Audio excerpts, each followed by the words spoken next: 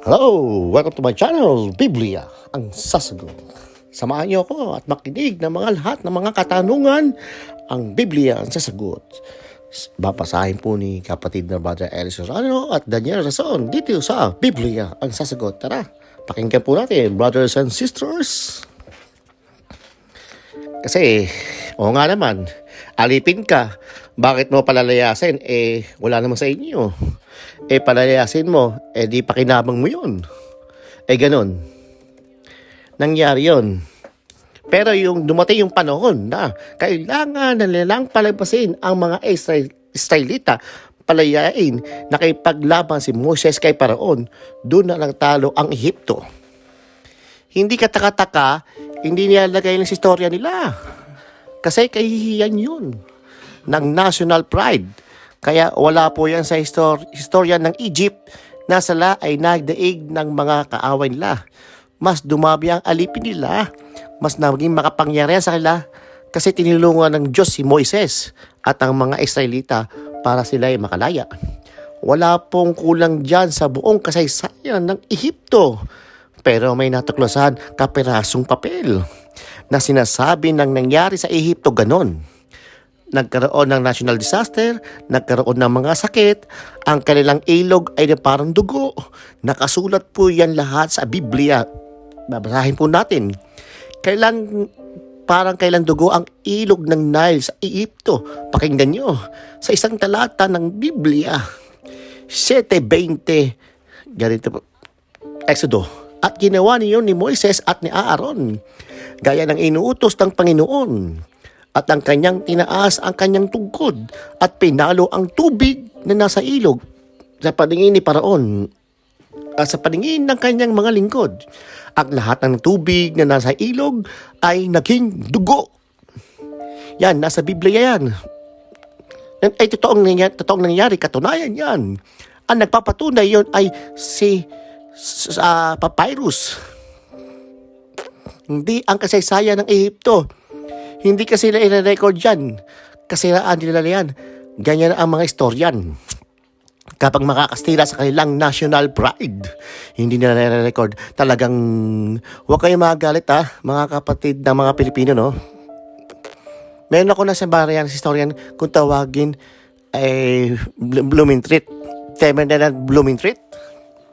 Sabi niya, si Rizal daw. Si Dr. Rizal, alam niyo yun, kilala niyo yun. National hero ng Pilipinas yan. Alam niyo yun, lahat ng mga nagtuturo sa eskwela. Si Dr. Rizal po ay sabi ni Ferdinand Blumentritt. Eto po, pakibaka po sa moto. Not only is Rizal the most famous man of his own people, but the greatest of the man of Malayan has raised produce. Isang historiador ng Banyaga, hindi Pilipino. Sabi niya si Rizal, the greatest of the Malayan race. Malay kasi tayo, sabi niya, hindi bilang Pilipino, katutubo sa Pilipinas, from the Malayan race. Malay tayo. Kaya nga, yung ating may saltang Malay. Salamat, pinggan, mga saltang Malay yan Si Rizal, ang sabi niya, ay greatest of the Malayan race. Kaya sinabi sa Ferdinand Blumentritt na hindi sinasabi sa istorya ng Pilipinas. Bakit? Ito yung nagbasa ako ng istorya. Nabasa ko yung Bonifacio, Juan Luna, yung Gombursa, Teresa Materes. Nabasa ko yan Pero si Ferdinand Blumentritt may sinabi. Just Luis, pakibasa mo. What are the language dialect that Jose Rizal can speak or understand? Mastered 22 languages. Tagalog, Ilocano, Visayan, Subalon, Latin, Spanish, Greek, English, French, German, Arabic, Malay, Sanskrit, Hebrew, Dutch, Catalan, Japanese, Italian, Chinese, Portuguese, Swedish, Russian. Walang ganyang Pilipino, ganyang katalino. Hindi ko kaya yan. Napakatalino si Dr. Jose Rizal. 3 taon, bumabasa na. 3 taon. Kaya ginawa siya national hero. Karangalan natin yan. Si Dr. Jose Rizal bilang Pilipino. The greatest of the Malayan race. Ang daming language na alam. Kasi sabi ni Ferdinand Blumentritt, sa kanyang alam na salita, kumulang 22 language, bawat niya alam. Meron din siyang laubyang ganun. So, naka-21 siyang babae na Rizal. Itinatago yan ng mga Pilipino historian. Pero may isang kumilala ron, si Juanita Salguera Nasceno. Ito ang sabi niya. The number of languages of Rizal knew, it is said, was matched only by the number of women in his life. Juanita Calleja Nasceno. Isang kababayan natin, Pilipina si Juanita, Nagsabi, inulit niya yung sinabi ni Ferdinand Blumentritt. Ba't wala sa historia natin na pinag-aaralan ng mababasa? Baka maisip ng mga bata. Si Sila pala ay national hero. Pero, 22 ang nobya. Babaero, 24. 2 dosena. Naaring hindi maganda ang maging resulta. Kaya hindi na nilagay. Ganyan na mga historian, ang Biblia, totoo. Bakit totoo? Pati yung pagkasasala ni David, iniligay sa Biblia. Kasi nagsasabi ng ito na totoo. Sino man ang magalit, ilalagay ng Diyos ang totoo.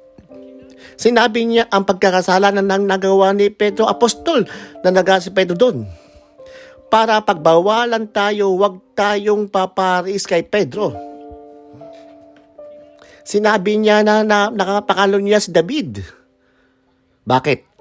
Para ipakita ng Diyos sa atin, hindi maganda yung ginawa ni David. Hindi kasi si David ay habi, itatago muna yung kanyang mga mali. Nasa Biblia po lahat yan. Kaya po ang Biblia, ang kung totoong punto ko mga kapatid, para po sa magtiwala tayo na ang Biblia hindi bias. Ang Biblia ay book of truth. Hindi tulad ng iba yung mga aklat ng relihiyon. Pinagkatabi, puro kat lang. Ang Biblia ay totoo, maging sa siyensya, maging sa kaalaman, sa filosofya, maging sa istorya.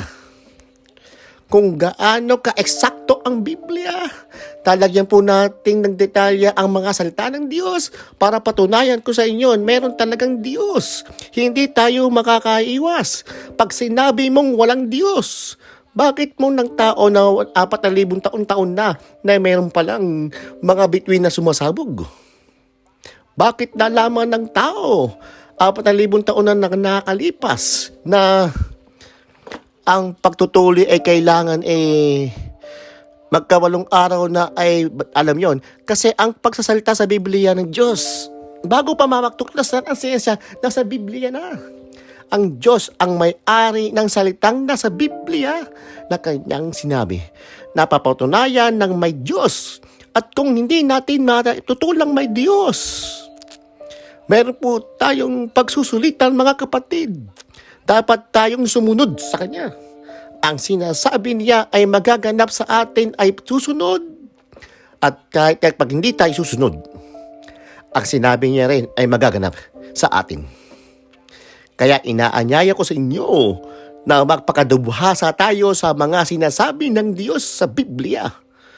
Maraming salamat sa pakikinig. Matuloy kayong makinig dito sa Biblia ang sasagot, brothers and sisters.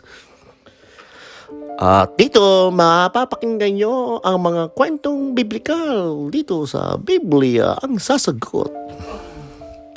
Ito, yung unos na may apoy, yung apat na nila lang na buhay, at sinasabi na ngayon, ano bang unit na to? Isa, mukhang tao, etc. Hindi tayo biting dyan. Pagdating na aklat ng Apokalipsis, inuulit yung banggitin tungkol sa apat na nilalang na buhay. 4:6 ng Apokalipsis. At sa harapan ng luklukan, wari na may isang dagat na bubog na katulad ng salamin. At sa gitna ng luklukan ay sa palibot ng luklukan ay may apat na nilalang na buhay na puno ng mga mata sa harap at sa likuran. At ang unang nilalang ay katulad ng isang leon.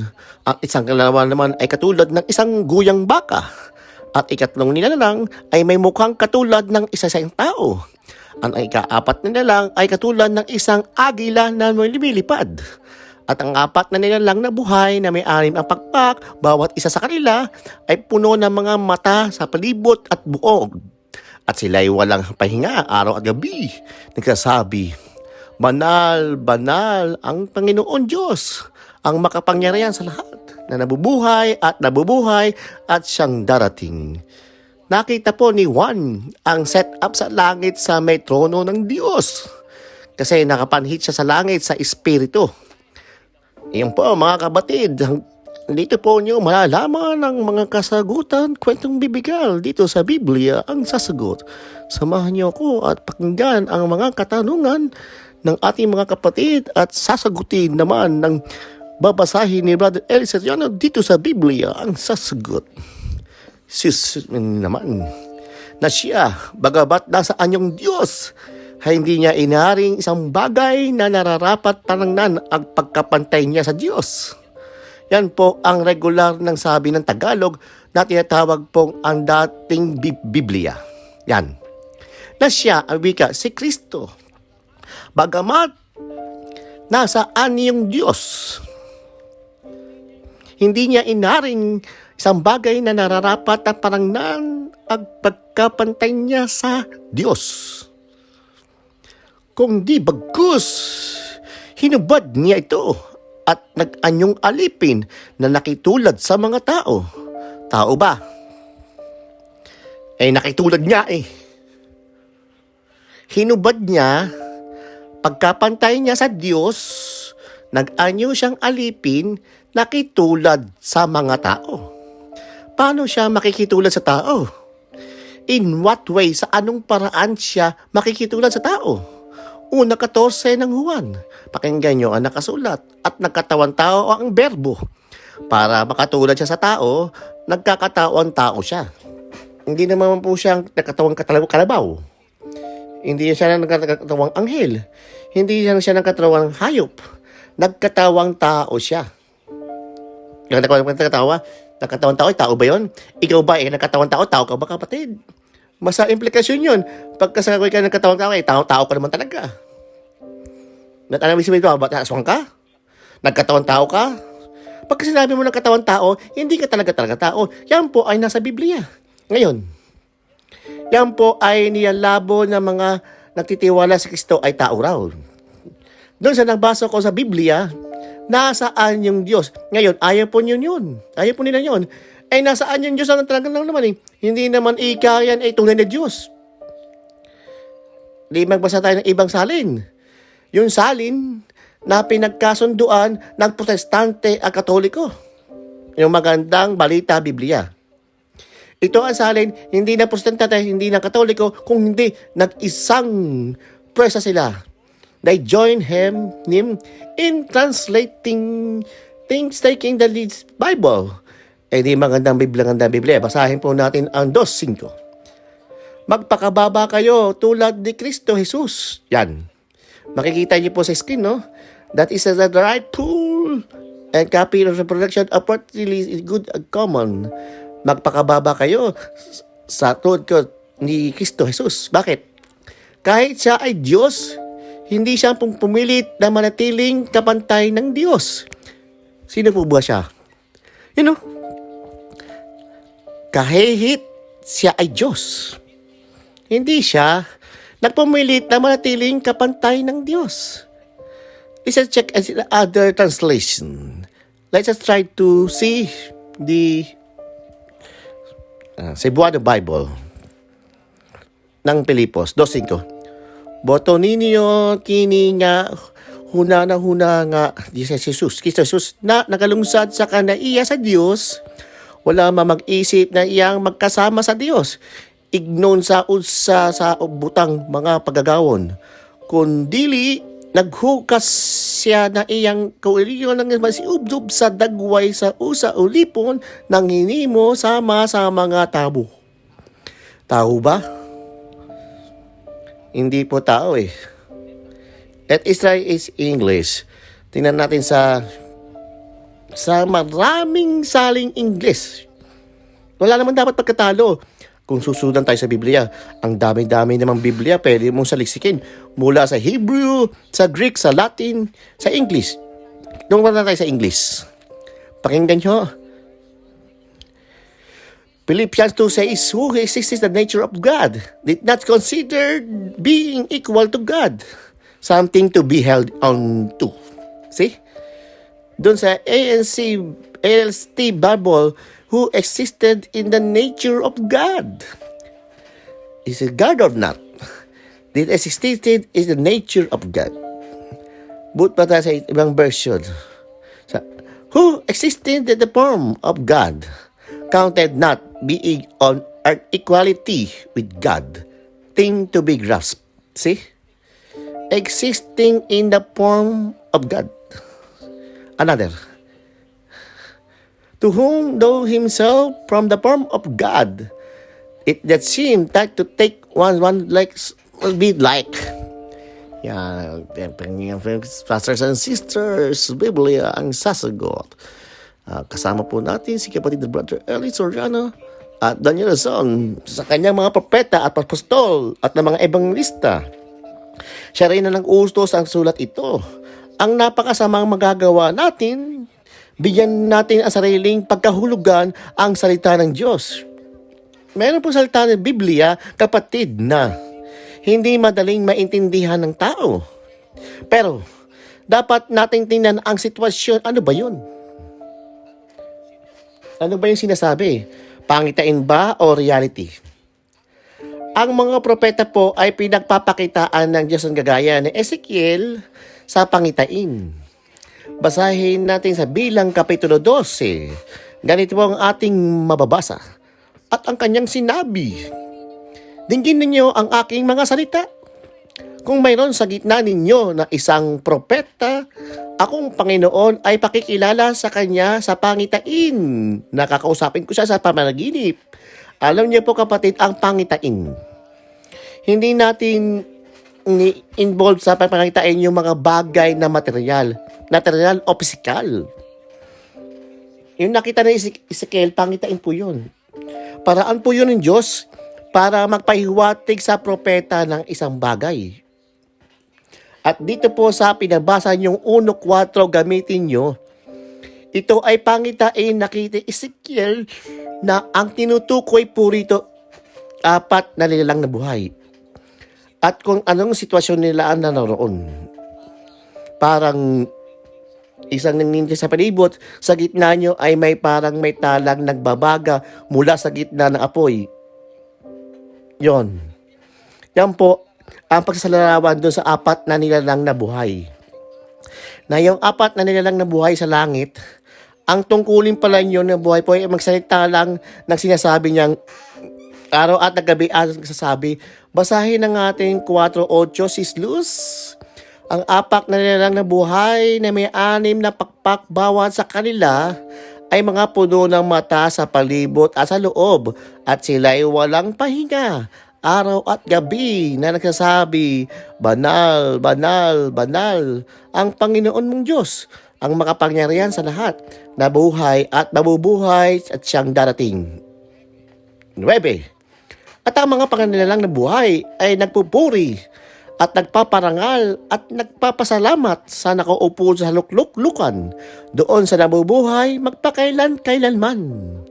Ang 24 na matatanda ay mga magpapatira pa sa harapan ni ang nakaupo sa lukluklukan. Yung 4 na nilalang na buhay, yung pula ang ginagawa ng mga sa langit, walang tigil na pagpupuri sa Diyos.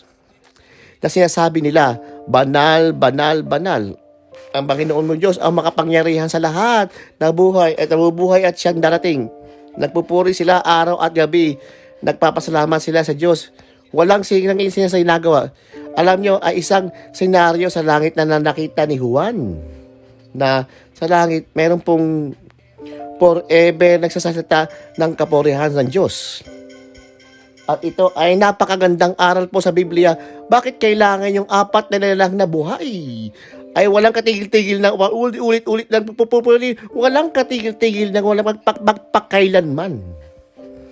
Yan po, may isang magandang karunungan sa Biblia. Pinakikita ko lang sa inyo yung binabasa po sa Ezekiel 4:21, pagsasarawan ng isang katotohanan ng nakita ni Ezekiel sa pangitain tungkol sa apat na nilalang na buhay na nakita rin ni Apostol Juan sa panahon ng mga apostol sa pangitain ng sa Apokalipsis. Nagpapakita ng po ng itong bagay sa langit. Sa langit po ito, kapatid. Hindi dito sa earth atmosphere. Hindi po dito sa para magkaroon tayo ng hinala na ito ay UFO. Huwag po kayong naniniwala sa UFO, kapatid. Yan ay galing sa ibang planeta. Huwag po kayong maniniwala sa ganun.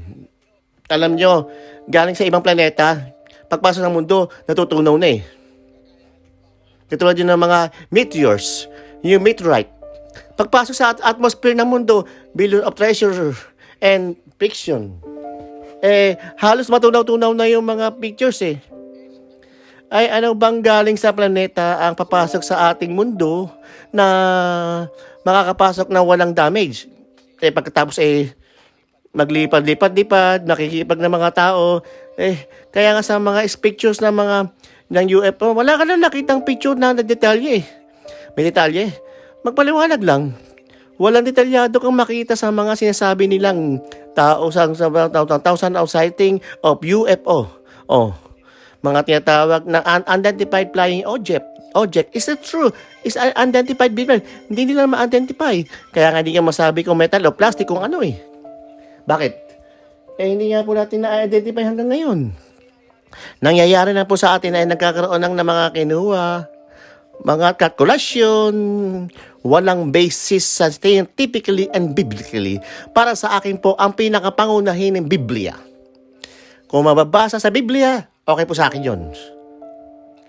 At yung nabasa nyo ay nabasa ko rin po, awa ng Diyos. Pero napansin ko ang sabi ni Ezekiel, parang, hindi po metal, kapatid. Pag sinabing parang metal, hindi po metal. Marunong sila ng metal. Panahon pa ng Cain meron ng metal na hindi magkakamali. Si Ezekiel, siya sumusulat sa inspirasyon ng Espiritu Santo. Pag sinabi niyang parang metal, ay parang hindi natin metal. Yon. Sana po ay mainawaan ninyo ang inyong kasagutan. Marami pong salamat sa inyong paliwanag na ito. Nagbigay po sa akin ng liwanag. At ako po ay nalulugod na sapagkat at binigyan nyo ng kasagutan ang matagal ko nang gustong maintindihan sa aking sarili na ito palang pangitain na ito ay this is not a reality but it's just a story. Kaya gabing ito, Brother Eli, ako po ay nagpapasalamat ulit sa iyo sapagkat hindi po nasagot ng mga pastor, ng mga pare, ay nabigyan nyo ng kasagutan. Kaya po ako ay malabis na humahanga po sa inyo at ako po ay naniniwala na isa po kayong isang tagapaglingkod ng ating Panginoon Diyos. Maraming salamat po ulit. Salamat po sa inyo, kapatid. Magpalay kayo nawa ng Panginoon. Sa Diyos po ang kapurihan, wala po sa akin. Nasa Biblia kasi yung sinagot ko eh. Kaya ang Diyos din po ang nasa Kanya rin po ang kapurihan, hindi sa kanino man. Pagpalain kayo ng Panginoon Diyos, magandang gabi po. Ito po ang The Truth Channel live streaming 24/7. Ang inyo hanggang sa muli sa inyong pakikinig dito sa Biblia ang sasagot. Maraming po salamat. At huwag niyong kalimutan i-like, i-share itong aking Biblia ang sasagot para marami pang bidyong aabangan nyo. Everyday you upload here in the Bible ang sasagot. Maraming salamat, brothers and sisters. 17